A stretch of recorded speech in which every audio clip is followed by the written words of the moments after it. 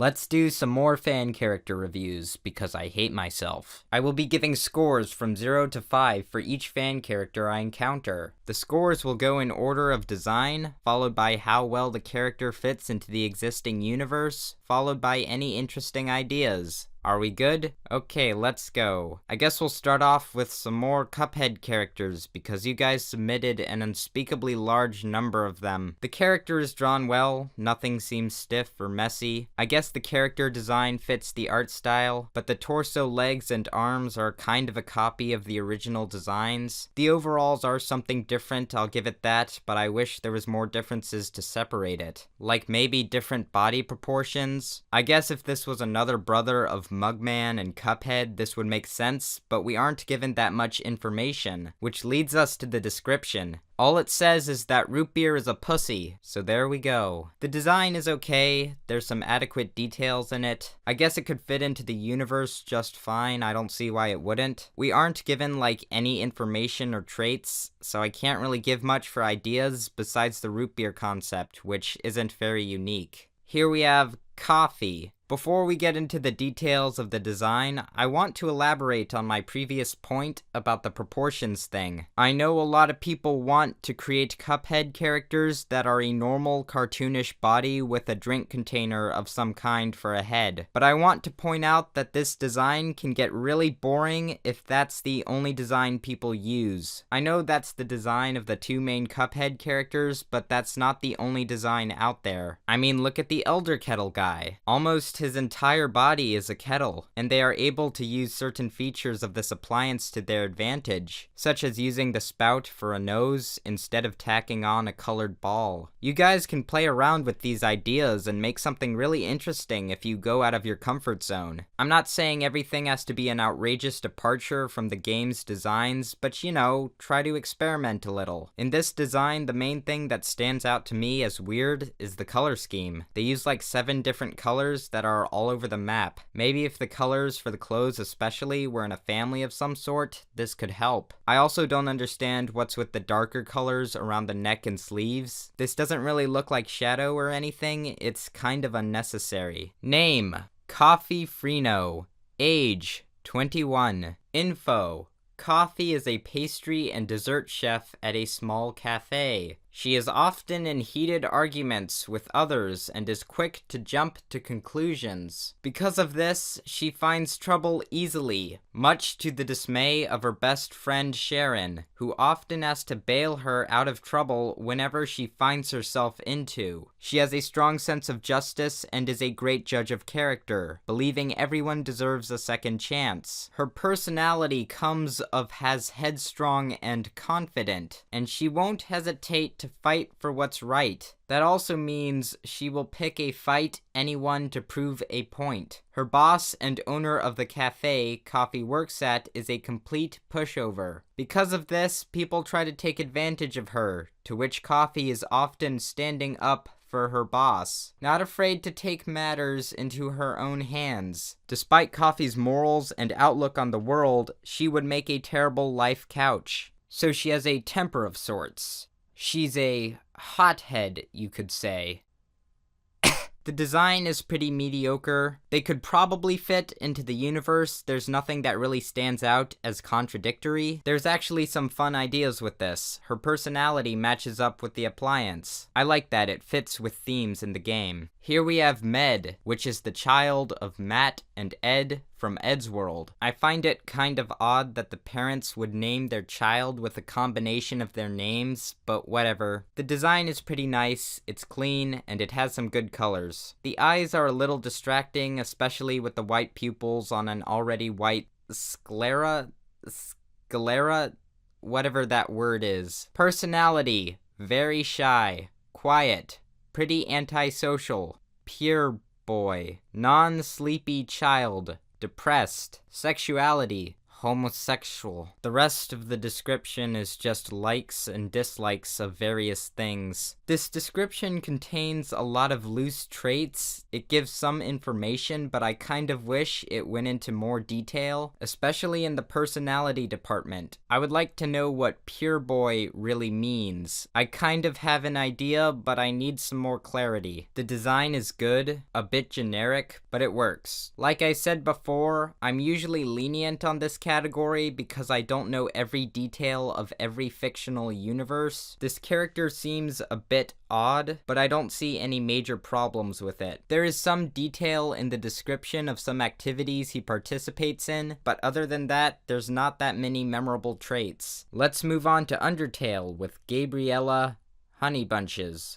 Oh, Jesus Christ. The quality of art for a character like this is surprisingly above average. The pose and expression are pretty natural. The design itself is obviously pretty similar to Sans the Skeleton, especially with the shape of the skull and the jacket. But there are some differences in the details. It kind of comes off as a gender-bent version of Sans, but other than that, there's nothing I can really see that stands out to me as bad or out of place. My friend shipped her with Ink Sans since he's my favorite, but I just really don't know. So Gabriella was made on my birthday, March 6th. Her magic color is pink. And honestly, if she was part of the game, she would just be one of those random NPCs. But when I made her, it made some new questions. How do skeletons have hair? How do they have eyelashes? How do they have genders? Hey, it's my job to overanalyze things. Oh, also just an extra. Her outfit was inspired by my old outfit on a game called Movie Star Planet.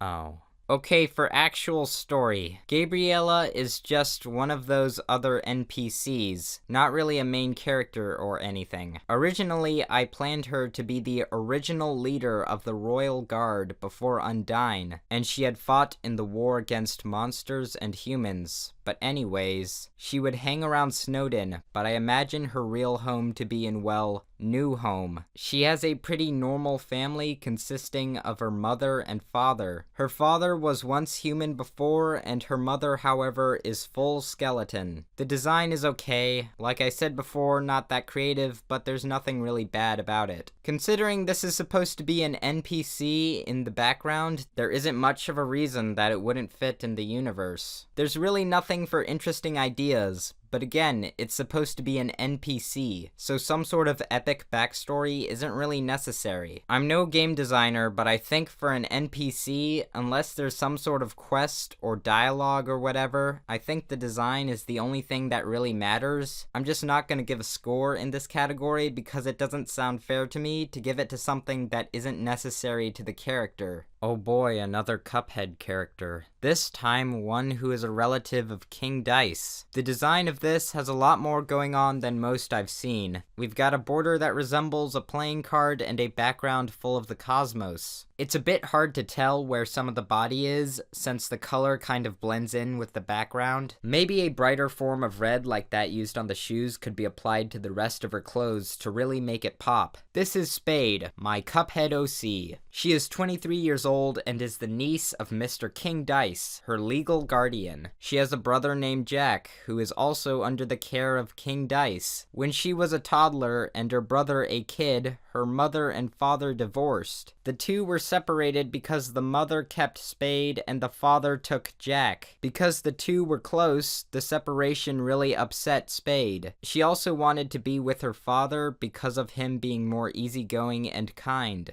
Over the years, Spade started to remind her mother of the father. The mother started seeing her differently, to the point where she didn't want her anymore. So Spade went to live with her uncle at 7, and unexpectedly was reunited with Jack. The two stay at the casino and hang out. Jack and Mr. King Dice are very protective of Spade, Spade having either one or both of them at her side at all times. The condition of the father is unknown. The backstory is a bit hard to follow, and it mostly consists of family relationships. That's fine, but I wish there was more about the actual character. Other facts. Spade is an INTP. She is lawful evil. Her brother works at the casino as a bartender, so she usually stays with him or her uncle when she isn't performing. She performs occasionally at the casino bar as a singer. The color scheme along with the details adds a lot to the character design, but some places get cluttered up with these details. King Dice having a family of sorts is a bit hard for me to imagine, but who knows, it could work. The idea of a family for one of the bosses is kind of interesting, but there aren't many traits mentioned about the character herself. Here we have Cuprio, which is one of the most beautiful arrangements of pixels I have ever seen in my life. The character proudly declares, "It's been one of those days," which tells you all you need to know about his profound struggle with life. The design is quite simply amazing. The careful combination of elements tells us all about the character. This character could fit in all conceivable universes at once. There is nothing more intriguing or engaging than this character. It really brings tears to my eyes. Okay, back to people who made serious fan characters. Let's change it up a bit with a pony fan character. I'm not gonna lie, when I first looked at this, I thought it was supposed to represent a pony citizen of Zabul, Iran. But it turns out it's just a pony who's obsessed with being clean all the time, and has a fear of germs. Of course, there's not too much to look at with the design, and that's mostly because a lot of ponies in MLP have pretty much the same body type. But the accessories and other choices have obviously been given some thought. Most people would just give this pony a face mask and leave it there. Things such as the hair being cut short to reduce risk of lice and fleas are nice details, although that probably won't help that much since they're ponies and their entire body is covered in hair, unless they're plastic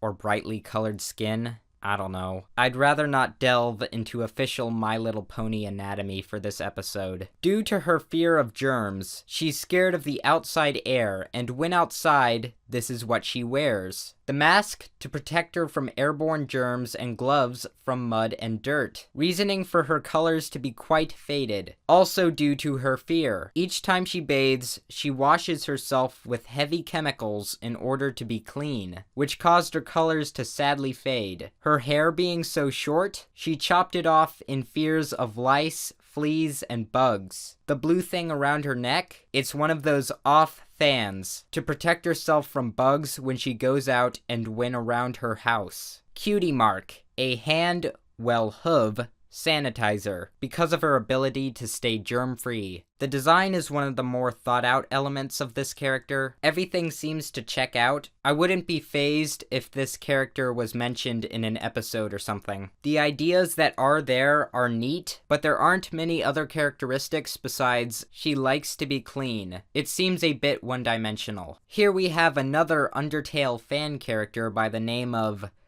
Khadija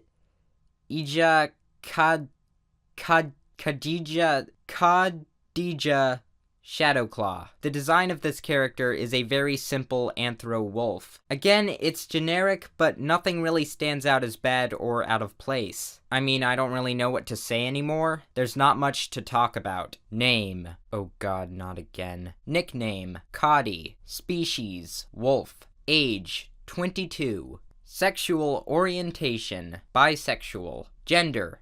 Female. Relationship status. Taken. Hobby. Making music. Personality. Shy, very timid. Embarrasses herself and loves being alone. Backstory. Khadija was always very timid and shy as a child, and would usually get pushed around a lot. Her only friends at the time were her sister Delilah. As she grew older, she became friends with Steven, Nastabluk, and Slabby, and started to become less shy. Napstabluk showed Kaji how to make music, and Kaji was inspired to make her own creations. Napstabluk gave her headphones for a present for her birthday and has worn them since. As Khadija grew into an adult, she became more annoyed with her sister and craved attention. She eventually started talking to Steven and Napstabluk more, and they have become her two crushes. Khadija also still loves making music and won't sleep until she finishes her recent song. Okay, here's the thing I see in a lot of fan characters, and even in a lot of original characters. It seems like a majority of characters that people make, at least on Deviantart, don't have something called a character dynamic. Now, I'm not going to expect this for all characters. It really depends on the universe and the story. But if you want to have an interesting personality for a character, you have to develop it. Let's take some of the Undertale characters, for example. Now, I don't think these are the greatest characters in the world, but even then they have something to them. Papyrus is a flamboyant guy. He wants everyone to look up to him as a confident and respectable person. And despite appearing slightly arrogant, he's still kind at heart. Okay, there's a dynamic there. Now we look at this character's personality. Shy, very timid, embarrasses herself, and loves being alone. Wow, how exciting. There's not much going on there. And what does embarrasses herself mean? Does she purposely embarrass herself? Or does she do it by accident? Could this be something she is working to fix? You don't have to throw away these traits altogether, but without some sort of dynamic, it's just a design with a list of words. You will notice that throughout this video, most of the interesting ideas scores have been fairly low, unless there's something that really stands out as clever. The Coffee Cuphead fan character I reviewed earlier at least has something going on, which is why it has one of the highest ideas scores. And what about goals? What is the character aspiring to be or get? Let's look at Papyrus again. He wants to capture a human so that he can become a member of the Royal Guard. But when he does encounter a human, his kindness eventually gets in the way. Now with this character, I could only find one clear goal. Khadija also still loves making music and won't sleep until she finishes her recent song. Now that is a goal, I'll give them that, but I want more detail. Does she literally starve herself of sleep until she finishes a song? Is there a point where she hasn't slept for a few days because of this? Could this be an obsession that she has to overcome? Do some of her traits like shyness and self-isolation contribute to this conflict? Or is this a simple hobby and she has other things going on? That would be interesting. Development of these things can really help.